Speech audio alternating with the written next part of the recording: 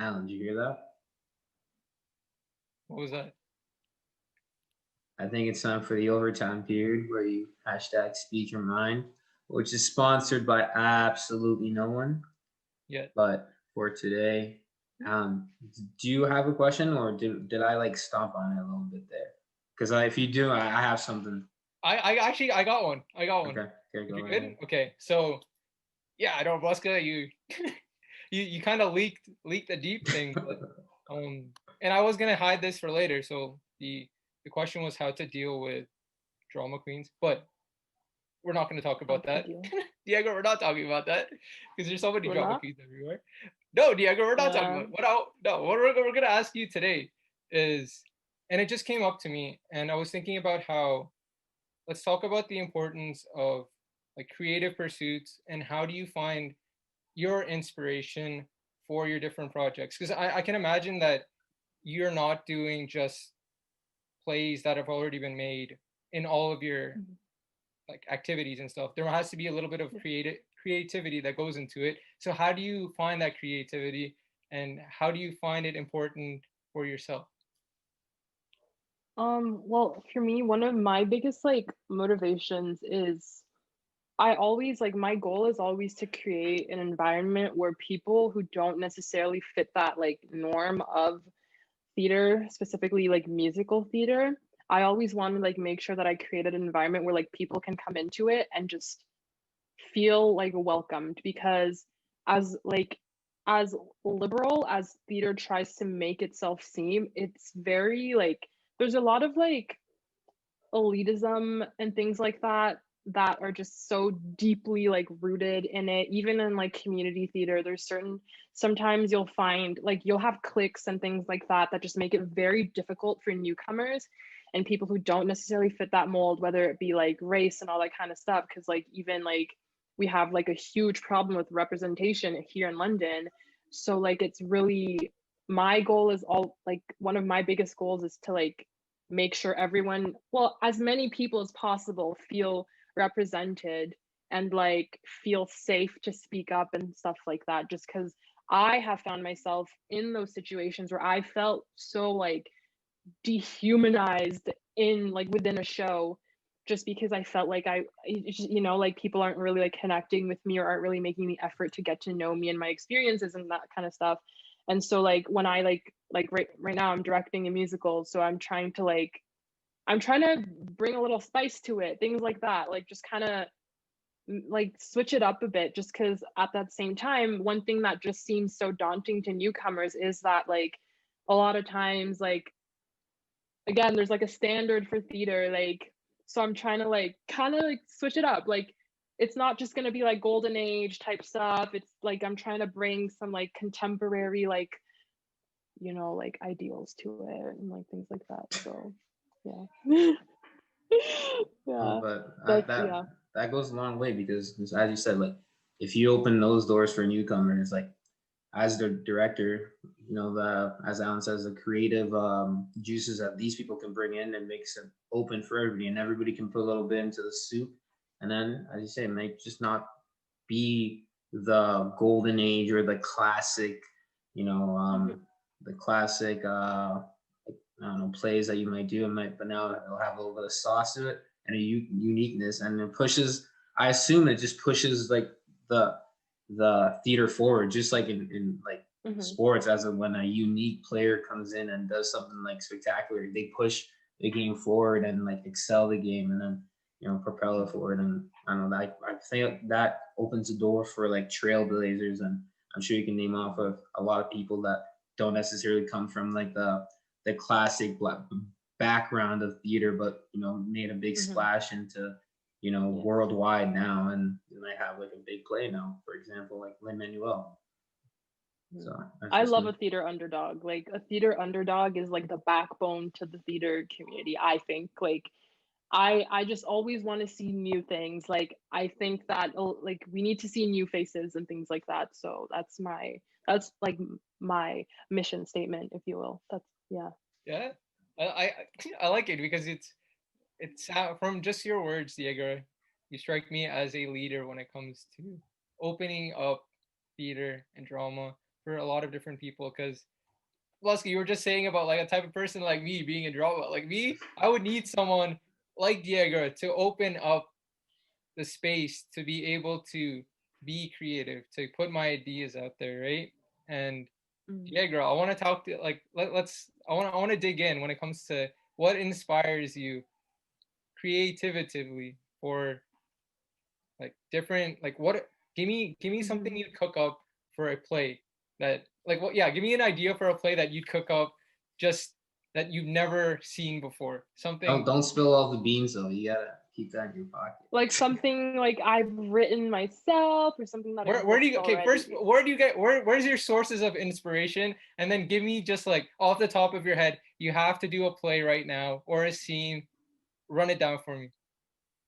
Well, I draw a lot of inspiration from like my day-to-day life. It sounds kind of cheesy, but like a lot of times, like when I do my own writing, like a lot of times the characters will be like from immigrant backgrounds and things like that. So I try like that's kind of where my like inspiration comes from.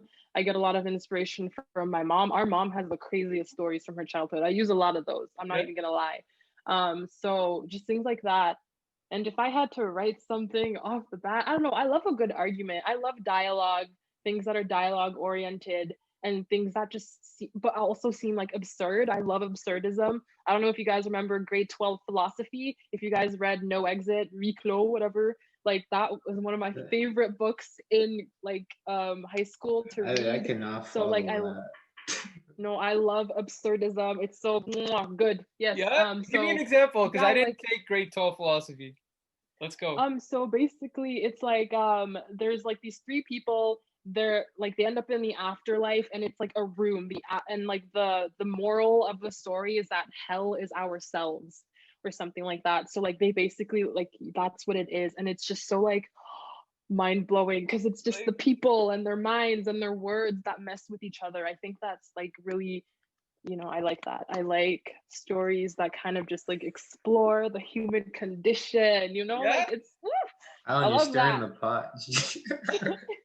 that's something that like I yeah, love like just that. catch the She's gonna go out and write a classic right now.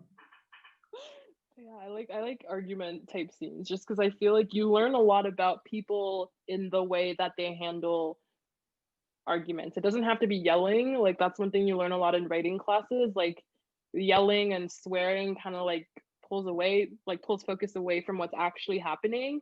And so I like to explore those kinds of things just to like reveal intentions without doing so like explicitly and things like that. Yeah. Yeah, that's fire. Okay, Alan, you got anything else to add? Because I think I'm gonna Okay, wrap it up for today. let's dig one more thing because I want to let's go. I could if you let me loose, I'll just ask questions till the sun comes up. All right, you got one more. You got one more. Okay, so Diegra, let's talk about, and it's gonna be I guess drawing back to drama, and let's talk about censorship when it comes to like how much of it have you experienced? Is that a big thing when it comes to just like regular plays, um like Um, holding back per se, you know what I mean?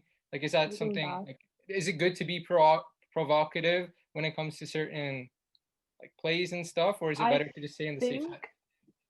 I think it really depends on like your target audience. Like for example, I was in Avenue Q in high school, and like the way like we completely like censored it like completely. There's a lot of swearing in the show, a lot of sexual themes. A lot of that was cut out.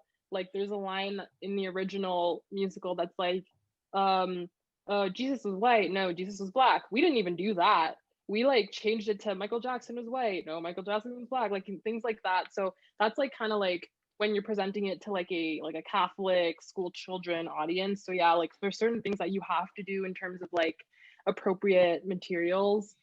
But like in terms of like more like adult audiences, I feel like like there's a balance. You can like you always have to remember to be responsible with, at least I think you need to be responsible, but also like I think it is important to also like raise questions.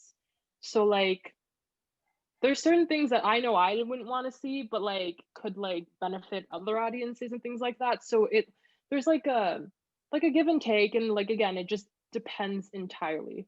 But yeah, I've only experienced like a lot of censorship once. Oh, but actually no. Oh my god, I just remembered. I'm sorry. In Hunchback, there was like an attempted rape scene. Well, at least we did it as an attempted rape scene, but in the actual show, it's written as like an actual assault, and that's something that like, with like, the Me Too movement, which has just like rose to prominence in media and all that kind of stuff, like you really have to consider like how people are going to receive it, and not just like in like an, oh, people are triggered, like that's not at all. Like we just have to consider like the subject matter and how it's going to affect people, whether that is like for like legitimate reasons or like, like I don't know if I'm making sense, but yeah, that's No, it makes sense though. what I think. Because like, I don't know, in this day and age now, like I feel like a lot of people's stories are like upfront now. And so when you have these plays that might be have these like old like ideas that might have been written in the past that might not have aged in the same way that it like the times are, it's kind of different. You gotta toe the line and figure out what's, like you say, find the balance between what to say and what not to say. But other than that, Alan, running low over here. I think it's time to wrap it up. So I gotta say, on my side, Diegra, thank you for coming on. We're looking forward to seeing where your drama pursuits, your theater productions go moving forward. Let's go. No, well, I'll see you later. But yeah, thank you for this. Listeners, thank you for tuning in to another episode of HomeCookin. As for you, Thank you. We got more in the oven for you, and we're doing what we can. Diegra, any last words? Come see Little Women. I mean, buy a ticket to watch it online, or I don't know how much it's gonna cost, or if it's gonna cost anything, but please keep an eye out for Little Women the musical. Little Women the musical coming out soon. What month are we waiting for? March 3rd to 6th. March 3rd to 6th, Little Women. Yeah. We'll get the links to that, but Alan? All right, this one. Signing out. Diegra, get in here.